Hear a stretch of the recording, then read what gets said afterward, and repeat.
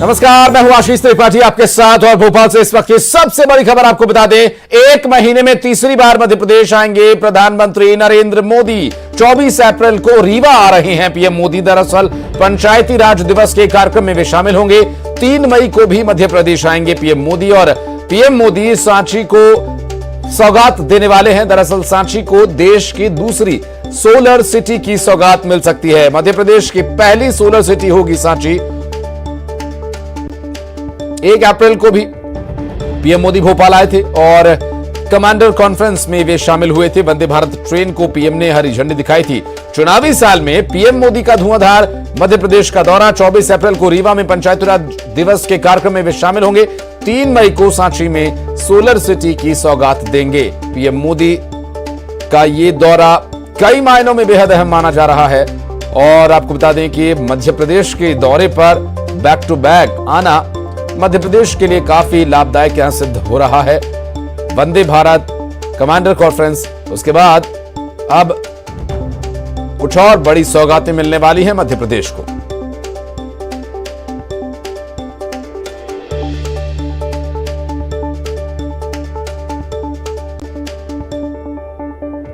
और मंदसौर में पुलिस विभाग की ओर से संचालित पुलिस पेट्रोल पंप पर 1 करोड़ के घपले का मामला सामने आया। पुलिस की ऑडिट रिपोर्ट में यह घपला सामने आया तो पुलिस अधिकारी इस पूरे मामले में जुट गए, इसकी लीपापोती करने में, इसे दबाने में। बता दें कि पुलिस विभाग पिछले कई वर्षों से पेट्रोल पंप का संचालन कर रहा है और इससे होने वाली आय पुलिस कर्मचारियों के कल्याण के लिए खर्च की जाती है। लेकिन आपको जानकर यह हैरानी होगी कि पुलिस लगभग 25 टैंकर पेट्रोल डीजल पुलिस अधिकारियों और कर्मचारियों ने मिलकर बेच डाला। उसका बकाया सरकारी और गैर सरकारी विभागों पर बता दिया। बकाया बहरहाल जिन विभागों पर बकाया बताया गया है उन सभी ने कोई भी बकाया होने से इनकार किया है। पुलिस विभाग के रक्षित निरीक्षक विजयकांत शुक्ला ने इस पूरे मामले में पूरी तरह से अनभिज्ञता जाहिर की और कहा कि मैंने आज दिन तक इतना बड़ा घोटाला कभी होते हुए नहीं देखा। पुलिस विभाग ऐसा कर ही नहीं सकता।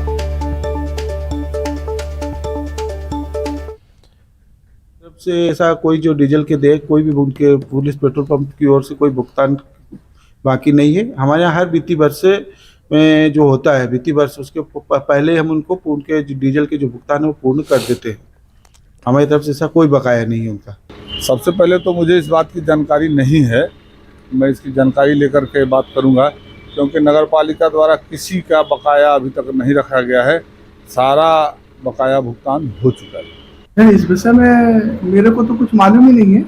अगर आप जो बोल रहे हो तो देखते हैं, अगर ऐसा कुछ होगा तो वरिष्ठ अधिकारियों से हम पूछ के बताएंगे कि क्या है क्या नहीं है। अभी तक तो फिलहाल तो ऐसे कोई बात नहीं। और मेरे ख्याल से तो इतनी बड़ी हिम्मत तो कभी कोई कर ही नहीं सकता। 1 करोड़ रुपए की अगर हेराफेरी कौन कर सकता है? हमारे पुलिस जवान तो ऐसा कर नहीं सकते। और नरेंद्र धनोतिया मंदसौर से इस वक्त हमारे साथ फोनलाइन पर हैं। नरेंद्र, अभी तो जो जानकारी जो पुलिस विभाग के अधिकारियों से जब जानने की कोशिश की गई तो उनका एक अनभिज्ञता वाला जवाब है कि हमें तो पता ही नहीं, हम तो बहुत अनजान हैं, हमें जानकारी नहीं है, किसी की हिम्मत भी नहीं हो सकती ऐसा करने की। जी बिल्कुल, जो बयान है वो तथ्यों को छुपाने वाला है और पुलिस विभाग की जो इंटरनल ऑडिट हुई है उस ऑडिट में उन्होंने पाया कि विभिन्न सरकारी, अर्ध सरकारी और विभिन्न संस्थाओं के ऊपर 1 करोड़ रुपया बकाया निकाला है। तो जब ऑडिट रिपोर्ट में ये पुलिस अधीक्षक अनुराग सुजाना के सामने आया कि 1 करोड़ रुपया आपने कैसे बाकी रखा संस्थाओं का, तो उन्होंने अपने पुलिस अधीक्षक कार्यालय से एक नोटिस जारी किया इन संस्थाओं को कि आपके ऊपर इतना बकाया है। नगर पालिका के ऊपर 44 लाख है, ऐसे लाखों रुपये शासकीय विभागों पर बकाया है। तो जब उनके पास ये पत्र पहुंचा तो उनको बड़ी हैरानी हुई कि हमारे यहाँ जब हम डीजल पेट्रोल इनसे लेते ही नहीं है तो इतना लाखों रुपया बाकी कैसे हो सकता है। तो जब ये बात लीक हुई तो पता चला कि ऑडिट में ये घोटाला ये काफी बड़ा दिखाई दे रहा है। नरेंद्र, बहुत शुक्रिया आपका इस पूरे मामले पर जानकारी देने के लिए। अपडेट लेंगे आपसे इस पर, पुलिस अधिकारी आगे क्या जवाब देते हैं इस बारे में भी। और रायपुर से बड़ी खबर, एक्सिस बैंक घोटाला मामले में एक और आरोपी गिरफ्तार। मामले में अब तक 10 लोगों की हो चुकी है गिरफ्तारी। 16 करोड़ 40 लाख का फर्जीवाड़ा हुआ था और आरोपी को कर्नाटक से गिरफ्तार किया गया था। आपको बता दें कि मुजगहन पुलिस ने इसरार सलीम को गिरफ्तार किया था। 1 करोड़ 18 लाख पुलिस ने होल्ड कराए। युगल हमारे सहयोगी इस वक्त हमारे साथ फोनलाइन पर मौजूद हैं। युगल, क्या कुछ जानकारी मिल रही है इस पूरे मामले को लेकर? जो आरोपी की गिरफ्तारी हुई इसके बाद क्या कुछ और तथ्य सामने आए हैं? देखिए अजीत, छत्तीसगढ़ का सबसे बड़ा बैंक फ्रॉड था और एक्सिस बैंक घोटाले में 10 आरोपियों की गिरफ्तारी अब तक हो चुकी है और एक आरोपी है जिसे आज अभी गिरफ्तार करके मुजगान पुलिस लाई है और इसमें और भी जांच है वो की जा रही है। इसरार सलीम को मुजगान पुलिस ने गिरफ्तार किया है और कर्नाटक से इसकी गिरफ्तारी हुई है। पुलिस ने 1,13,00,000 रुपए की रकम है वो होल्ड कराई थी। इलीगल तरीके से जालसाजी करके पूरी रकम का जो ट्रांसफर है वो किया गया था और पुलिस लंबे समय से इसकी जांच कर रही थी। जब मुजगहन थाना क्षेत्र में बैंक में घोटाला हुआ तो उस दौरान पुलिस के भी होश उड़ गए थे। काफी बड़ा एक फर्जीवाड़ा था, बड़ा घोटाला था और एक एक करके पुलिस जो अन्य आरोपियों को भी अभी तलाश कर रही है और एक एक करके दबोच रही है। इस घोटाले की जो राशि है पुलिस ने होल्ड कराई है और उस दिशा में भी पुलिस है जांच आगे भी कर रही है। जी बहुत शुक्रिया आपका इस जानकारी के लिए युगल। और छत्तीसगढ़ में कोरोना संक्रमण तेजी से पैर पसार रहा है। प्रदेश में आज 584 कोरोना पॉजिटिव केसेस सामने आए हैं। 24 घंटे में कोरोना के चलते 2 मरीजों की मौत भी हो चुकी है। जांजगीर चांपा और बस्तर में कोरोना से एक मौत। छत्तीसगढ़ में आज 6145 सैंपल्स की जांच हुई। रायपुर में मिले सबसे अधिक 101 कोरोना पॉजिटिव। प्रदेश में कुल एक्टिव केसेस की संख्या 2986 है। प्रदेश में औसत पॉजिटिविटी रेट 9.50% हो चुका है।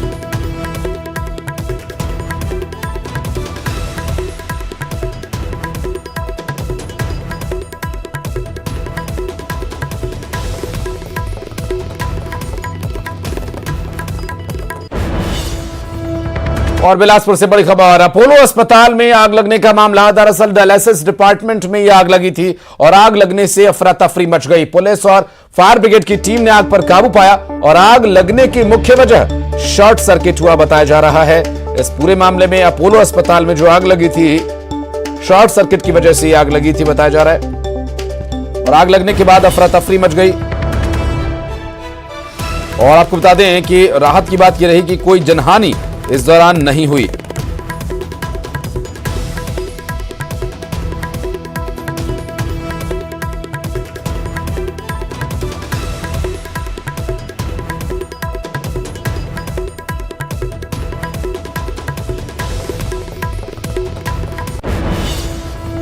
रायपुर से इस वक्त की बड़ी खबर, मौसम विभाग ने अलर्ट जारी किया। छत्तीसगढ़ में अगले 4 घंटों में बारिश हो सकती है। दरअसल मौसम विभाग ने बारिश होने की संभावना जताई है। रायपुर और बिलासपुर संभाग में बारिश हो सकती है। दुर्ग और बस्तर संभाग में भी हो सकती है बारिश। कई स्थानों पर गरज चमक के साथ आंधी चलने की संभावना। धमतरी में अचानक मौसम का मिजाज बदला जिसके चलते तेज आंधी आई, अंधड़, हल्की बारिश भी हुई और शहर के कई इलाकों में बिजली गुल है।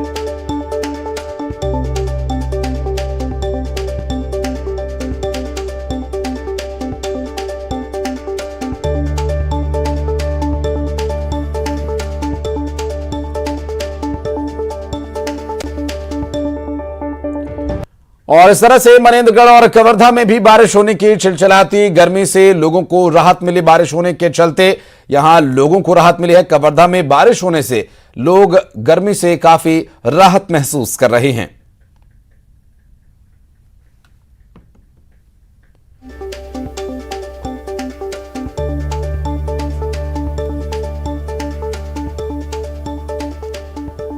और इसी तरह गरियाबंद में भी अचानक मौसम का मिजाज बदला। आंधी तूफान के साथ तेज बारिश यहां शुरू हो गई और इस बारिश की वजह से तापमान में काफी गिरावट दर्ज की जा रही है। लोगों को गर्मी से राहत मिल रही है।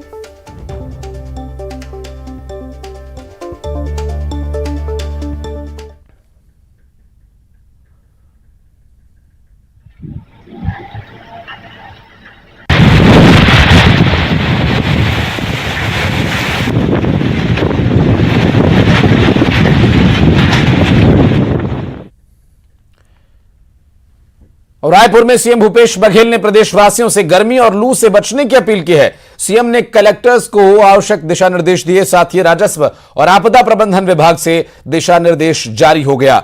पिछले एक सप्ताह से छत्तीसगढ़ में तापमान में लगातार बढ़ोतरी हो रही है। गर्म हवाओं के थपेड़ों को देखते हुए लोगों को गर्मी और लू से बचने की अपील की गई है।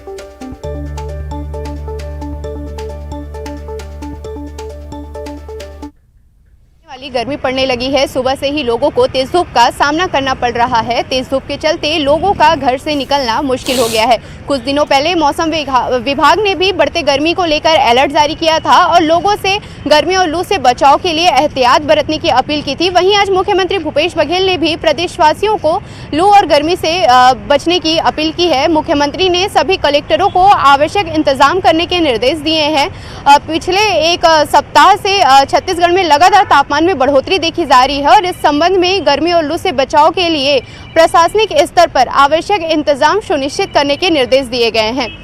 मुख्यमंत्री ने सभी कलेक्टरों को पत्र लिख जरूरी कदम उठाने के लिए कहा है और इस पत्र में जिला, तहसील, ग्राम पंचायत स्तर के शिक्षकों, कार्यकर्ताओं और कोटवारों को जन समुदाय के लोगों को जागरूक करने के लिए कहा गया है और गर्मी और लू से बचाव के लिए नोडल अधिकारी नियुक्त करने के भी निर्देश दिए गए हैं। कैमरामैन राजेंद्र सिंह के साथ तनु वर्मा, न्यूज़ 18 छत्तीसगढ़, रायपुर।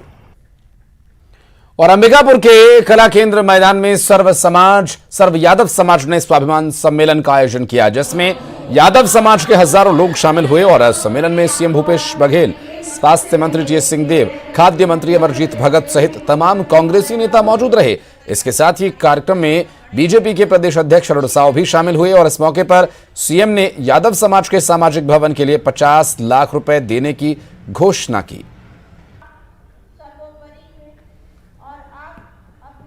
सब पूरा हुई और जो 3 विधायक कर बात है, सरगुजा संभाग से 1 कर कोटा कर महू मन से समर्थन करत हो, चाहे वो अंबिकापुर कर सीट हो चाहे कोई भी सीट हो।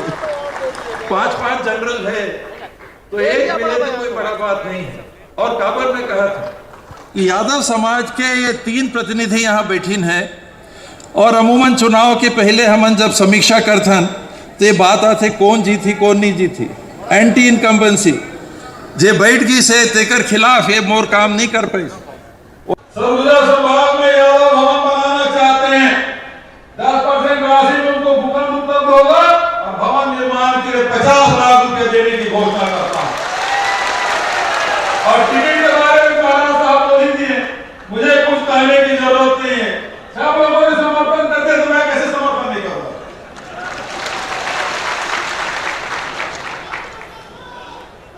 सबका सहयोग समर्थन होना चाहिए।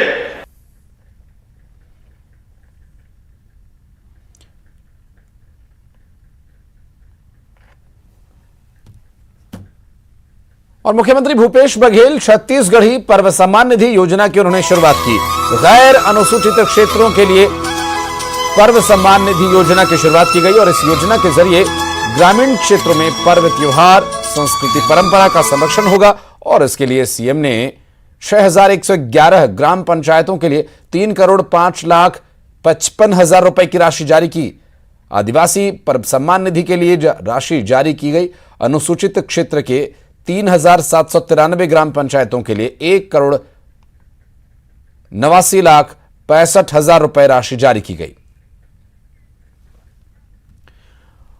और इस तरह से सीएम भूपेश बघेल ने पशुपालकों को भी सौगात दी और गोधन न्याय योजना के तहत किसानों को 4,40 लाख रुपए की राशि जारी की।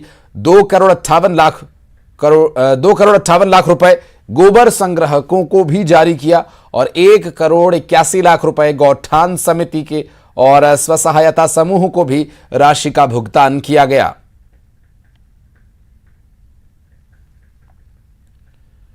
छत्तीसगढ़ विधानसभा चुनाव की तैयारियों में कांग्रेस जी जान से जुट गई है और इसी कड़ी में पीसीसी चीफ मोहन मरकाम ने दुर्ग जिले में राजीव भवन में दुर्ग संभाग के सभी 7 जिलों के अध्यक्षों, विधायकों, तमाम बूथ कमेटी के कार्यकर्ताओं की बैठक ली और बैठक में कार्यकर्ताओं को भूपेश बघेल सरकार की तमाम योजनाओं के बारे में जनता को बताने को कहा गया। सन 2024 की तैयारियों को लेकर दुर्ग संभाग के हमारे ब्लॉक अध्यक्षों, जिला अध्यक्षों, विधायकों, जिलों के प्रभारियों की महत्वपूर्ण बैठक आयोजित की गई थी, जिसमें हम लोगों का बूथ कमेटी हमारी प्रथम इकाई है। बूथ जीतेंगे तो हम विधानसभा जीतेंगे, लोकसभा जीतेंगे। हम लोग समीक्षा किए, बूथ कमेटियों के गठन के बारे में हमने समीक्षाएं की और अगले महीने से हम लोगों का ट्रेनिंग प्रोग्राम है विधानसभा स्तरीय, इसलिए बूथ कमेटी के हमारे अध्यक्षों की ट्रेनिंग प्रोग्राम करने वाले हैं। इसीलिए हम लोगों ने समीक्षा की, कुछ कमियां हैं तो उन कमियों को हमने दूर करने का प्रयास किया है। और अंतागढ़ के पूर्व विधायक मंतूराम पवार ने विधानसभा चुनाव से पहले बड़ा बयान दिया। पवार ने कहा कि 2014 के विधानसभा उपचुनाव में एनकाउंटर के डर से नाम वापस लिया गया था। उपचुनाव के दौरान तत्कालीन एसपी ने एनकाउंटर में मार देने की धमकी दी थी। अब मंतूराम पवार ने चुनाव लड़ने का ऐलान किया है, वो भी निर्दलीय उम्मीदवार के रूप में।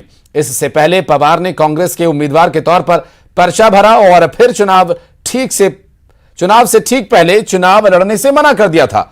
पवार के बयान पर रमन सिंह ने पलटवार भी किया है कि 2014 में मैं राष्ट्रीय कांग्रेस पार्टी का प्रत्याशी था और माहौल टोटली 100% मेरे पक्ष में था।